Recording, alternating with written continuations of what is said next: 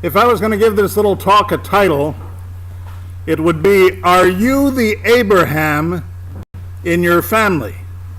Or do you even know if you're the Abraham in your family? The first thing I'm going to do is talk to you about Abraham and tell you a little bit about him. He's the beginning of our nation and the beginning of our faith in a lot of ways, and I want you to experience who he was, because you already know a lot about him as it is.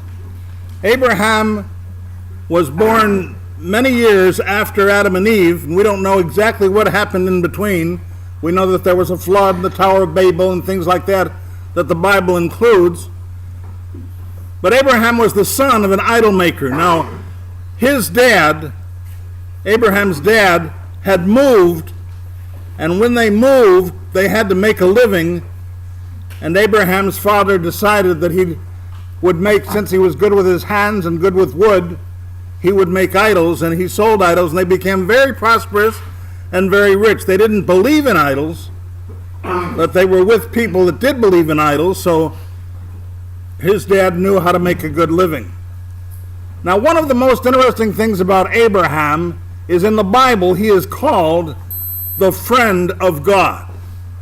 Now, when I start trying to introspect you and to ask you if you might be the Abraham of your family, one of the first things I would ask is, do you feel that you can be called a friend of God? Do you know God enough or close enough where God would confide in you? Are you close enough so that in your spiritual life, people would come to you and see how you felt about God, or be aware that you liked God? Or do you even know? Do you even have a faith? Do you even understand what God is doing in your life? I want to point a couple things out to you about your family. God put your family together. You had no choice. Now, there is a choice in the husband-wife part, but you have no choice in the children. You are put together by God directly to create a family. That's how the Israelite nation grew. That's how we became people of America, by being put together as family and then growing. Now, somewhere in God putting that generation together has a plan, a purpose as a family. He wants your family to accomplish some things. He wants all of you to accomplish some things. God has a purpose for your life. He has a reason for you living. And part of that purpose is to solve problems, whatever they might be, and to help people. You are to love the Lord your God with all your heart, soul, and mind, and to love your neighbor as you love yourself. The understanding is you have a place not only in this world, and not only in what you do in global, but in your family. Now, some of you dislike your family. It's hard to like your family. It's difficult to graduate. In fact, I heard it said that the hardest seminary God has to offer is graduating from family. It's difficult to like brother and sister. It's difficult to experience mom and dad being close. And everybody gets tired of everybody. And in the Bible, it is constant history on people being problems with family. Joseph's own family turned against him. His brothers turned against him, threw him in a pit, expected to kill him. They attempted to kill him. Moses was thrown out of Egypt after he had grown there. And for years, Moses thought that he was going to be a shepherd boy stuck in a desert. It is hard to find family that you can get along with. It's hard to get along with family. But on the other hand, God has put your family together for a reason. And he's also made some very clear commands. You shall love the Lord your God. You shall honor your father and mother. There are some very understanding rules in how you're supposed to act as family. Now, here's another question. Besides you being the friend of God, my next question is, do you read the Bible enough to know exactly who you are and who you're supposed to be, and can people get an idea of their own spiritual life from the way you act? Now, I'm telling you right here, I'm warning you, as a matter of fact, you are the only Bible that some people will read. Well, Dr. Johnson, I don't read the Bible. That's probably true. And if you don't read the Bible, Nobody is going to read the Bible that is reading you. They will read what you like. If they like you and become a part of you, they will associate with who you are. You like certain comic books, they'll like those comic books. You like certain stores, they'll like those stores. You like certain activities, they'll like those activities. You are the only Bible that they will read. And some of you will never read the Bible. That means that you have promised not only your family, but anyone who associates with you, that they're going to hell. They'll have nothing to do with God, and they will eternally be lost thanks to your ignorance in the kind of life you are supposed to live. Many of you are called by your family to guide your family. And what you need to do is understand that your family will not find direction if you don't accept the call. Now, there may be somebody in your family that is more talented than you are, prettier than you are, able to accomplish more than you are, and they may be the chosen one of your family to be the Abraham of their family. But that's not the point. The point is you are here to make a decision for and with God while you have the chance. And it is your job to work on your own spiritual life so that you know people that are influenced by you are influenced in the right direction. Some of you are influencing people by the kind of knives you carry. Some of you are influencing people by the kind of folks you associate with. Some of you are influencing people by the things you do at night that are right or wrong. All of us influence people. But somewhere in your family, starting with you, God has chosen an Abraham. You need to learn to be Abraham, to get spiritual with God, to realize that there is a calling you have on your life to go in God's direction and to bring people closer to Him. And if you're not doing it, then you're among many others that are not doing it either. And therefore no one has any spiritual guidance. And Jesus warned us of that. Enter ye in at the strait gate. For wide is the gate and broad is the way that leads to destruction, and many there be which go in thereat. And narrow is the gate that leads to life, and few there be that find it. So you need to ask yourself, what is my spiritual obligation? Now, the interesting thing about Abraham is he didn't seem to need a lot of guidance. He automatically accepted his faith. He became a leader of his people. He became a leader of many tribes in Israel. He became one who was very prosperous thanks to his father and his good thinking of his father. And he became a leader to guide to the point that finally God comes to Abraham and says, Abraham, I want you to pick up your family, and I want you to take your people that are under you, and I want you to go. And Abraham said, well, Lord, where? And God said, a land that you don't know. Now get up and pack. And that was it. That's all God told him. And Abraham got up and packed. He packed his stuff. He packed his people together. And interestingly enough, they followed him. Now here's my point. People will follow you. If you stand up and are chosen to be an Abraham, if you stand up and chosen to be a spiritual guidance to your family, and you decide to go somewhere because God has told you where to go, and because you know you're supposed to be going there, they won't ask questions. They won't say, hey, I don't want to go there. Or, hey, what do you think you're doing? They will follow you. And there's the problem. Some of you have no place to go. In your hearts, you have nothing to offer me, and therefore if I said to you, I want to follow you, you'd say, well, where are we going? I said, you didn't hear me. I said, I want to follow you. Well, I don't know where to go. And that's true of many of you. You don't know where to go. So, as a result, even if God has called you to be a leader, you are not. By your choice, you are deciding, I can't lead, I don't know what to do, I don't want to make any decisions, I don't want to fool around with a God that doesn't exist, I don't want to play with religions that I don't understand, I don't want to fool around with my inner spirit, I don't want to help somebody get a better flight in life, I don't want to teach them what they need, therefore, I stay inside, void, and empty. Now, a couple of you have come to me and said, you know, I was a Christian once and I gave it up. No, you didn't. You weren't a Christian. You didn't expect Jesus in your heart. You didn't expect the power that He has to offer. God is waiting to use you and point you out to have you lead the family somewhere. And you need to know where you're going. The Old Testament and the New Testament point out that your life is like a ship. And if you don't have a rudder to go somewhere, you're knocked about by the waves. You don't know what you're doing. And that could very well be your life. Now, Abraham didn't know where he was going.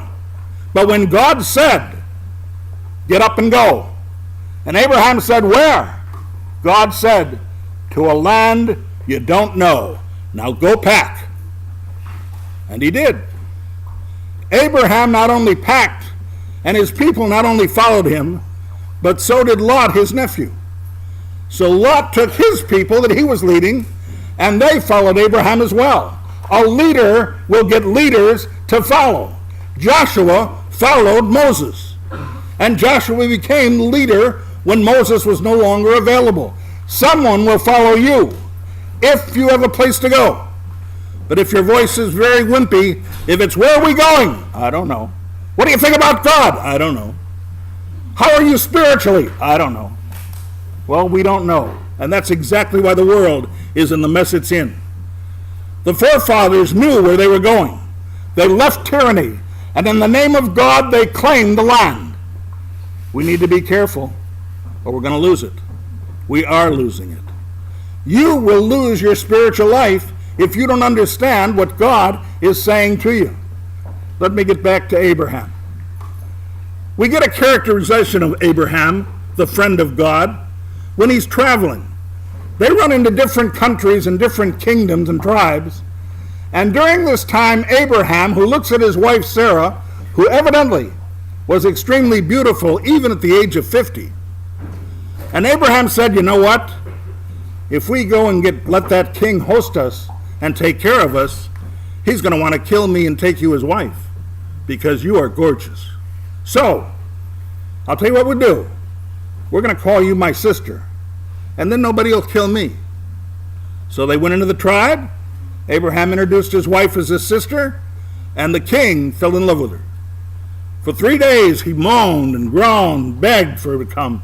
You guys know how that is. You can't go to sleep because she's so pretty, and she means so much to me. Until one day when he got too close, Sarah said, oh yeah, I meant to tell you I'm Abraham's wife. And the king said, what? And was pretty mad. I don't know why. Happens all the time here. The point was, the king said, how could you do that to me? How could you take my hosting, and then how could you lie like that? Get out of here. They went. And God said, keep going. You're going the right direction. And Abraham said, where are we going? Go. Pack up. Same thing with the next king. Abraham said to Sarah, listen, I got this great idea. And Sarah said, oh, I think I know what it is. You're going to call me your sister again. She didn't really say that. I'm just kind of kidding. But the point is, Abraham used the same lie twice and got himself in trouble. But Abraham continued to work. In fact, Abraham was a very rich man.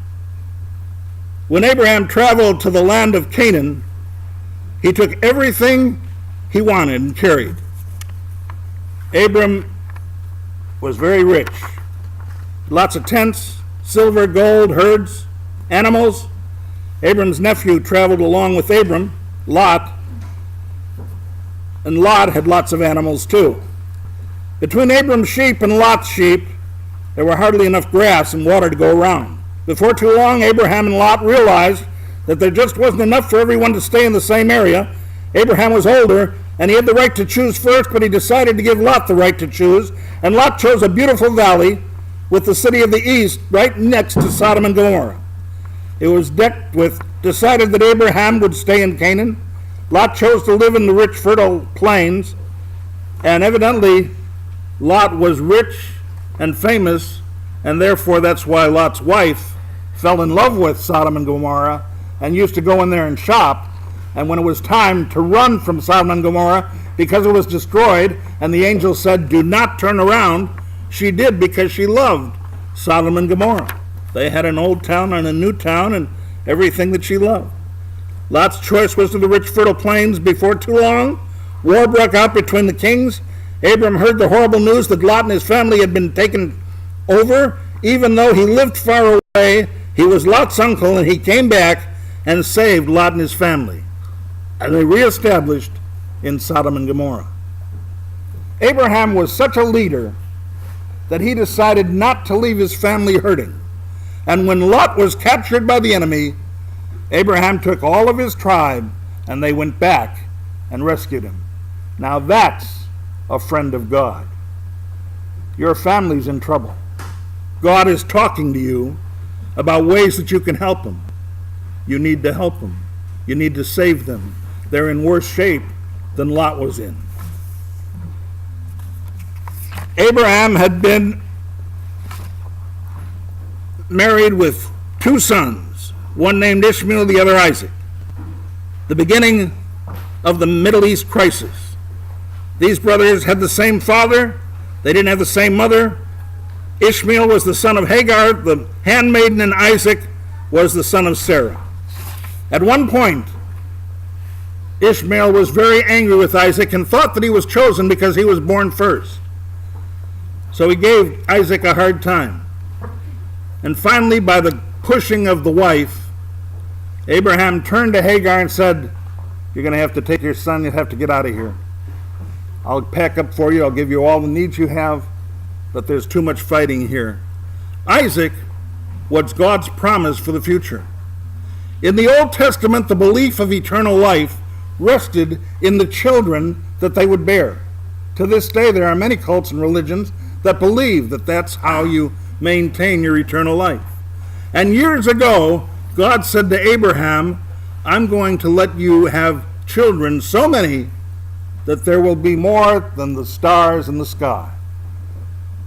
But at 99 years old, Abraham and his wife had not had a child yet, and they gave it up until God said, "I'm going to let your wife have a child from you. I don't want the handmaiden.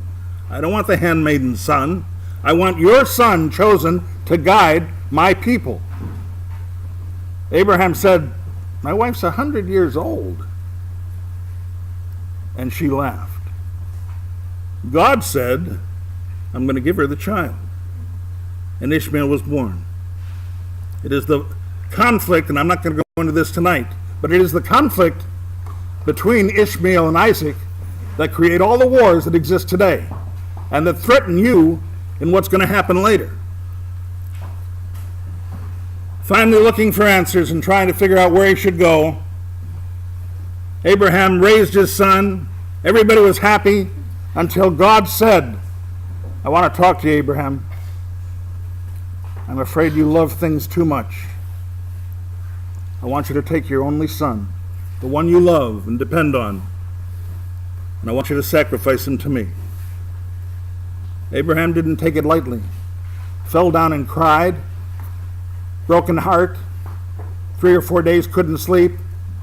And finally, Abraham got up and gathered up the wood and carried it, packed up Ishmael, and they headed up. By the way, one thing I meant to mention about Hagar and Ishmael, they were sent out to the desert by Abraham, and they could not come back. They had no place to go. And when they had used up their water, they were dying. At that point, the handmaiden cried out to God and said, "Please don't let my son die this way." Right in the middle of the desert, water popped out and saved them so that they became the great nation that they are now. God loved Ishmael even though Ishmael was making mistakes. He loves you even though you're making mistakes. And finally, the experience of power that God gave to Abraham was that you will be a man of mighty nations. And he was the mightiest nation of all, in charge of everything that went on, because he was called of God. And the amazing thing was that now he had to sacrifice his only guide, his son. And instead of arguing, picked up the wood, and his son made the 2-day trip. His son said even, "Dad, I don't see the sheep. Where's the sheep for the sacrifice?" Abraham didn't answer. But when they got there finally, Abraham picked his son up crying his head off and brokenhearted, and put him on the wood, lit the wood with fire, picked up his knife, and ready to put it down in his chest. Just as he went down, the angel stopped him and said, Abraham, God was testing you. Now we know that nothing is in the way of your love for God, and you will do whatever you have to do. I'm going to ask you that question. Any of you able to do whatever God wants you to do? Any of you know what it's like to have God call you? Are one of you the Abraham of your family? You need to be. You need to realize that there is purpose and life. You're the only Bible that somebody will read. Your faith is the only faith that somebody will have. What Jesus has done for you that you've heard daily is waiting to do for somebody else. And you know somebody that I don't. You can talk to people that I can't. You have a family that I can't reach. You can reach people that I can't speak to. You have people that will never listen to me and never come to see me that you see daily, and you can bring them to Christ. And God is begging for you to experience it while you can. You need to be missionaries for God. And that's why you're called, and that's why you're still alive.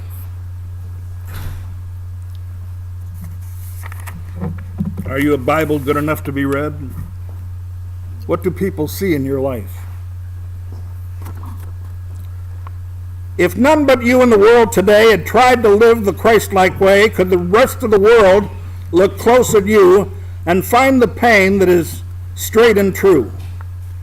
If none but you in the world so wide had found the Christ for his daily guide, would the things you do and the things you say lead others to live in his blessed way? Ah, friends of Christ, in the world today are many who watch you upon your way and look to the things you say and do to measure the Christ-like things in you. Men read and admire the gospel of Christ with its love so unfailing and true. But what do they say and what do they think of the general life living in you? You are writing each day a letter to men. Take care that the writing is true. It's the only gospel that some will hear, the gospel according to you. May God bless you as you live, and may God bless you in what your life says. God bless you.